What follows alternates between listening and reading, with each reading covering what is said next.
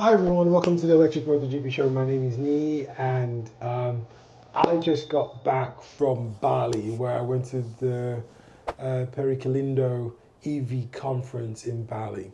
And why did I choose to go to this particular EV show? Well, it's not necessarily an EV show.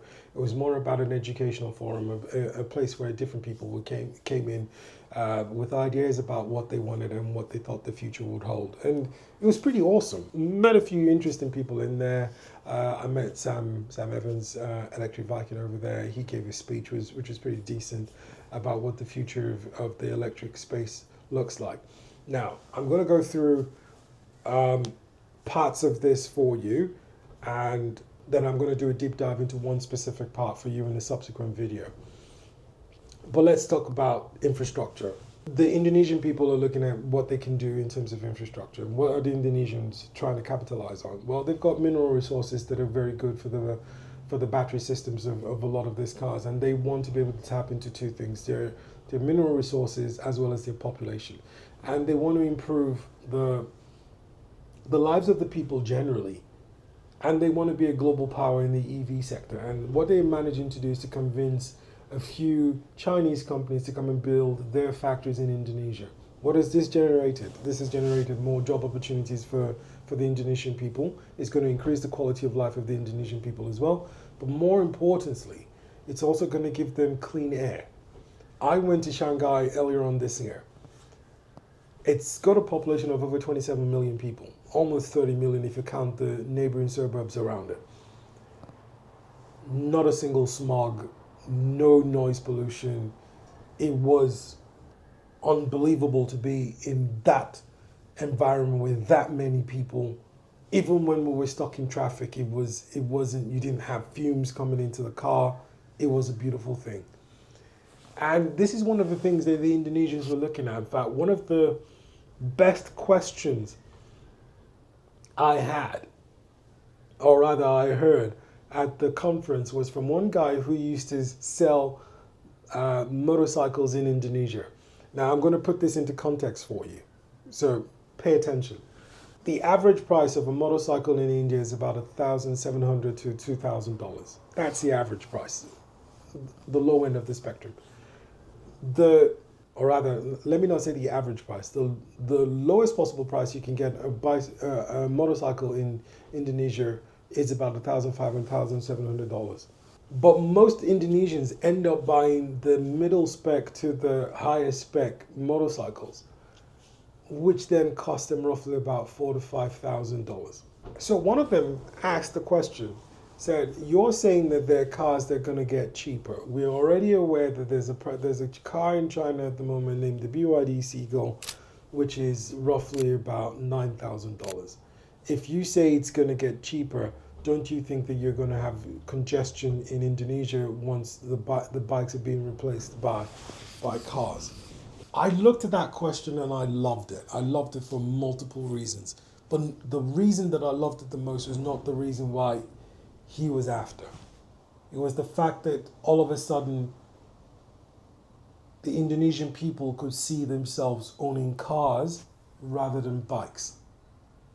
And this is what the EV revolution is doing at the moment. You're moving a group of people away from a risky mode of transportation, which is the motorcycle, to a safer mode of transportation, which is a car. And you can now get cars for 5, 7. So the Wuling Mini retails for $4,000 in China. If it's built in Indonesia, it will retail about the same price. And here's the joke: the Wuling company is already starting to build a factory, or if they've not already built a factory in Indonesia already. They've got partnerships in place. So we're getting to a point now where you can get a Wuling Mini in Indonesia for about $5,000 or $6,000, which is the equivalent of buying a bike. Yes, there might be congestion, but people will be safer, and also the air will be cleaner. So that's one of the things that people haven't really considered when they were looking at this. But that was not the only thing they were talking about. The Indonesians were worried about their grid network. Will they be able to generate enough power? And if they're not going to be able to generate enough power, what do they need to be looking at? And there was a professor who came in from Hong Kong who came in with something called the PSN. And I won't bore you with the details of the PSN, but it's basically it's a virtual network in which manages the electricity supply system for any location that you put the system in. And what they've been able to use that to do is to optimize the number of charging points you can put in any one place. So, for example, they looked at a place in Singapore that had only access to about 30 charges, because at that particular center you only had the opportunity to have 12,000 megawatts or something along those lines. And what they did with that was to streamline what the was going to be available, when you could charge, and what access you've got to the chargers. And they were able to scale up and put, I think, another 100 or 150 new chargers into the place, which then meant that more people coming into the shopping center could actually plug in and charge the cars while they were there.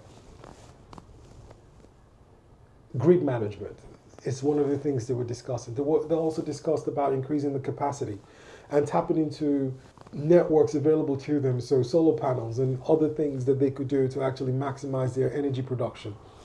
And when I was speaking to Jackie was talking about why the West was struggling. And one of the things he mentioned was the fact that the energy production of most of the countries is not adequate enough to maintain the grid, and therefore, because it's not adequate enough to maintain the grid, the draw on the grid is a lot.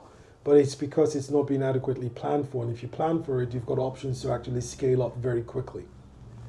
And he talked about vehicle to grid and all other things that you could do to stabilize your grid networks and improve your grid. So I know I'm getting complicated with what I'm saying at the moment, but this is just to tell you the way they were thinking. Batteries. They talked about what batteries are, what the technology is going to be like, and what the new standards are going to be. And unfortunately, because the West is still trying to make up its mind whether or not it's going to go EV or whether it's going to stay on an internal combustion, China's gone ahead and it's making all the rules and all the decisions for everyone. And there's a new battery standard, which I'm going to dive into when I do a deep dive into battery standards coming out of China for 2025. And they've put things in place as to what the charging structure looks like, what the safety networks look like, what the protections should be, and how can you safeguard lives in the cars themselves. One of the things I also found out is that NMC is on its way out. I've been aware of this, but the scale at which it's going to be on its way out, NMC might be actually obsolete within the next 5 years, because LFP has actually caught up to the point in which all they're working on now is improving the energy density of it. To put it into context, when I started this channel, the biggest problem for LFPs were rapid charging and cooling and energy density.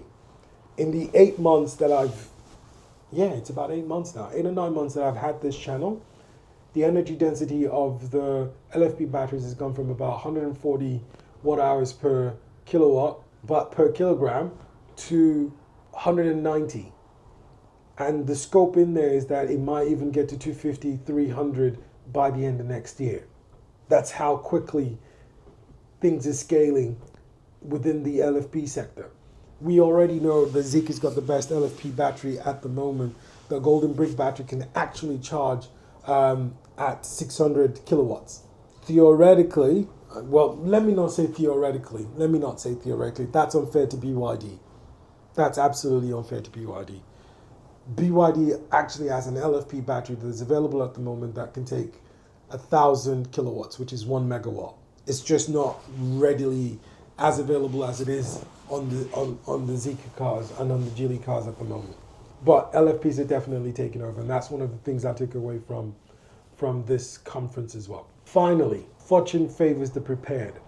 And if Indonesia is planning as well as it's doing, it's thinking about what it's doing, it's thinking about moving from just being a provider of mineral resources to actually adding value to what it's providing, and looking at that to leverage that to actually build infrastructure for its citizens and build job opportunities for its citizens.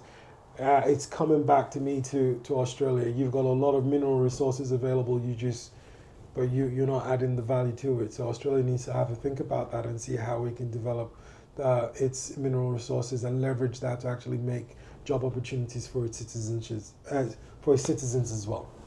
So this was just a summary of what went down at the EV conference in Bali. Please, if you've got any comments, if you've got any questions, please like and share. Like I said to you, these companies specifically look in the comment section to see what you guys are engaging with and what you'd like us to be able, what they will, basically what your comments are drives how they market and how they plan. So like, share, subscribe, and I will see you on the next one.